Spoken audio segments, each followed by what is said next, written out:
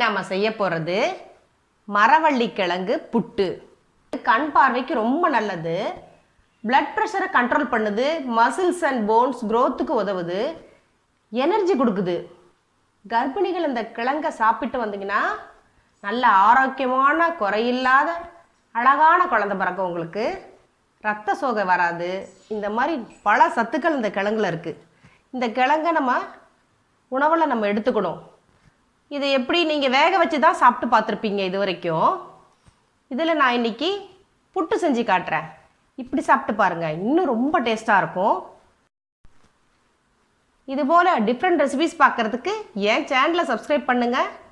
வீடியோக்கு கீழே தெரியுற பெல் ஐக்கானை கிளிக் பண்ணுங்கள். இந்த வீடியோவை ஸ்கிப் பண்ணாமல் பாருங்கள். இதில் நான் நிறைய டிப்ஸ் சொல்லியிருப்பேன், சீக்ரெட் சொல்லியிருக்கேன், பார்த்து தெரிஞ்சுக்கங்க. இப்போ மரவள்ளி கிழங்கு எடுத்திருக்கேன். ஒரு 1/2 கிலோவுக்கு மேலே இருக்குது. ஒரு கப் வெல்லம் எடுத்திருக்கேன். வெல்லம் ரொம்ப நல்லது அப்படின்றதுக்காக வெல்லம் எடுத்திருக்கேன். தேங்காய் ஒரு 1/2 மூடி அளவு துருவி வச்சுருக்கேன். ஒரு 1/4 ஸ்பூன் அளவு உப்பு எடுத்திருக்கேன். சும்மா தெளித்து பெசரி விடுறதுக்காக ஒரு 3 ஸ்பூன் தண்ணி எடுத்திருக்கேன்.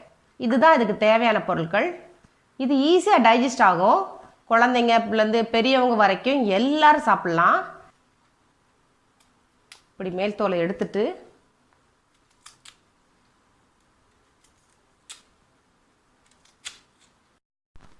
தோலை எடுத்துட்டு கழுவிட்டு எடுத்து வச்சுருக்கேன். இப்போ நம்ம இந்த தட்டை அப்படி பிடிச்சிட்டு துருவி விடலாம். இங்கே பாருங்கள், இந்த மாதிரி திருவினா வந்துக்கிட்டே இருக்கும். இங்கே பாருங்கள், நான் எல்லாத்தையும் துருவி எடுத்துட்டேன். இப்போ இதை நம்ம வேக வைக்கணும்.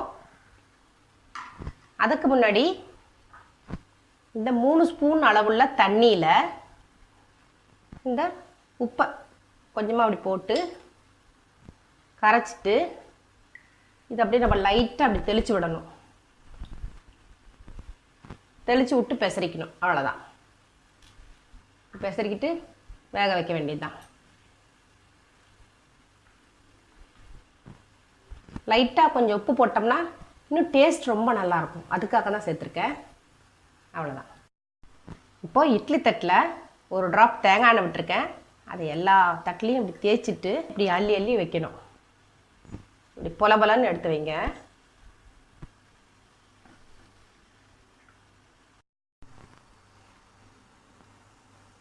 இப்போ இட்லி பாத்திரத்தில் வச்சு வேக வைக்க போகிறோம்.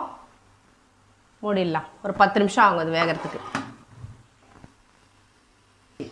வெந்திருக்கும். நாம் எடுத்து பார்க்கலாம். இங்கே பாருங்கள், நல்லா வெந்திருக்கு. இப்போ எடுத்துக்கலாம். நம்ம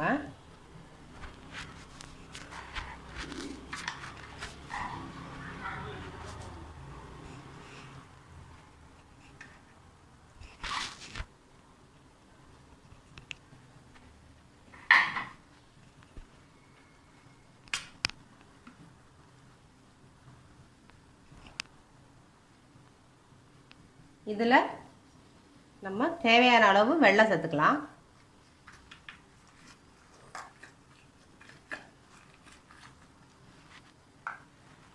தேங்காய் துருவல் சேர்த்துக்கணும்.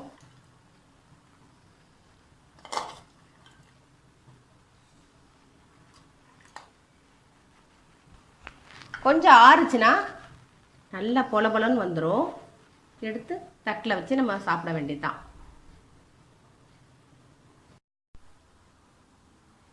இப்போது டேஸ்டான மரவள்ளி கிழங்கு புட்டு ரெடி ஆயிடுச்சு. அதோட நான் கிழங்கு அப்படியே சும்மா வேக வச்சுட்டு பூண்டு சட்னி செஞ்சு வச்சுருக்கேன். இதை கிழங்கை தொட்டு சாப்பிட்டு பாருங்கள்.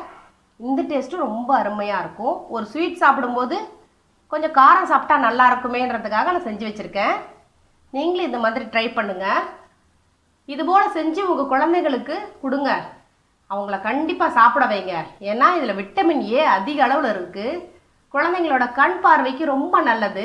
இதை வாரம் 2 முறை கொடுக்கறதுனால பிள்ளைங்களுக்கு வயிற்றில் இருக்கிற புழுக்கள்லாம் வெளியேறிடும். அவங்களுக்கு ஏற்படுற பசியின்மையை தடுத்துரும். அவங்க நல்லா சாப்பிட ஆரம்பிப்பாங்க.